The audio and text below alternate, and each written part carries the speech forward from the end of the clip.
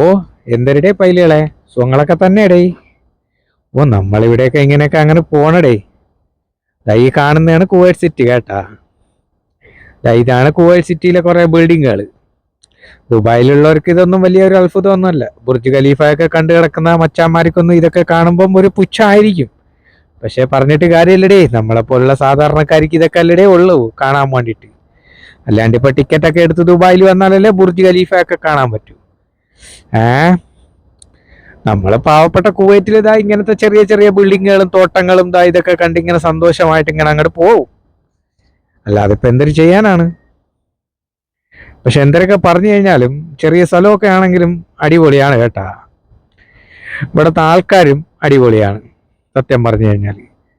വലിയ അലിമ്പുകളൊന്നും ഇല്ലാതെയൊക്കെ സന്തോഷമായിട്ട് പോകാൻ കഴിയുന്ന ഒരു നാട് തന്നെയാണ്. നല്ല രീതിയിൽ ലീഗലായിട്ടൊക്കെ ജീവിക്കാൻ പറ്റിക്കഴിഞ്ഞാൽ സുഖം. പക്ഷെ പിറപ്പേട് കാണിച്ചു കഴിഞ്ഞാൽ പൈസകളെ വീട്ടിൽ കയറി തൂക്കിക്കൊണ്ടുപോകും അവന്മാര്. മനസ്സിലായില്ലേ? പിറപ്പേട് കാണിക്കാതിരുന്നു കഴിഞ്ഞാൽ നല്ല അടിപൊളിയാണ്, സന്തോഷമായിട്ടൊക്കെ പോവാ. അല്ലാത്തവരെ ഉമ്മാരെ അടുത്ത് തൂക്കിയെടുത്ത് കാലേ തൂക്കി തറയിലടിക്കും. അല്ലാതെ വേറെ വിഷയങ്ങളൊന്നുമില്ല. നല്ല ആൾക്കാരാണ്, ശമ്പളമൊക്കെ കൃത്യമായിട്ട് കൊടുക്കുന്ന ടീമുകളാണ് എല്ലാവരും. ഓക്കെ, പിന്നെ എന്തൊരു പറയാനാണ്. ഇങ്ങനെ കുവൈറ്റ് സിറ്റിയിലൂടെ ഇങ്ങനെ നടന്ന് അലഞ്ഞിരിഞ്ഞ് പോയപ്പം തോന്നി ഒരു വീഡിയോ എടുത്തിടാന്ന്. കാണുന്നവർ കാണട്ടെ, നമ്മുടെ നാട്ടിലുള്ളവർക്കെങ്കിലും ഒക്കെ കാണാമല്ലോ.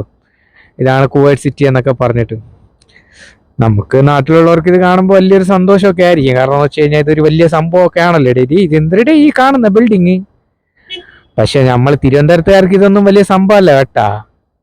തള്ളേ 1008 മാളുകളാണ് തിരുവനന്തപുരത്ത് വന്നിക്കുന്നത്. എന്തൊരു പറയാൻ, ലുലു മാള് തന്നെ ഒരു 10-20 ഏക്കറിൽ കിടക്കണം. പിന്നെ എന്തൊരു ഇതൊക്കെ കാണുമ്പോൾ നമുക്കൊന്നും തോന്നൂല. പക്ഷെ നിങ്ങൾക്ക് എന്തെങ്കിലുമൊക്കെ തോന്നുന്നുണ്ടെങ്കിൽ ഇനിയിപ്പോ ഞാൻ എന്തൊരു പറയാനാണ്. അല്ലേടേ പൈലുകളെ, ഇനിയിപ്പോ ഇതും കേട്ടണ്ട് ഇവിടെ വന്നിട്ട് ഇനി ഒന്നും പറയാൻ വേണ്ടിയിരിക്കണ്ട അണ്ണന്മാരെ.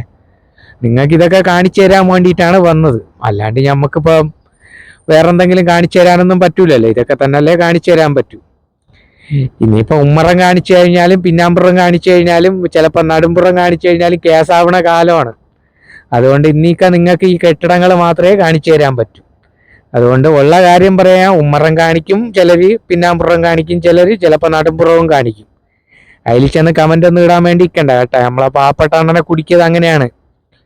അണ്ണൻ വെറുതെ പറഞ്ഞ് ഉമ്മറം കാണിച്ചില്ല പിന്നാമ്പുറം കാണിച്ചെന്നൊക്കെ പറഞ്ഞപ്പോഴാണ് അണ്ണനെ കുടിക്കിയത്. അതുകൊണ്ട് പറയാണ്, നിങ്ങൾ ഈ വീഡിയോ ഒക്കെ കണ്ട് കുവൈറ്റ് സിറ്റിയൊക്കെ കണ്ട് അങ്ങോട്ട് പോയാൽ മതി. നീ ഇതിൽ ഉമ്മറം കാണിച്ചില്ല പിന്നാമ്പുറം കാണിച്ചില്ല എന്നുള്ള കമന്റുകളൊന്നും വേണ്ട കേട്ടടേ.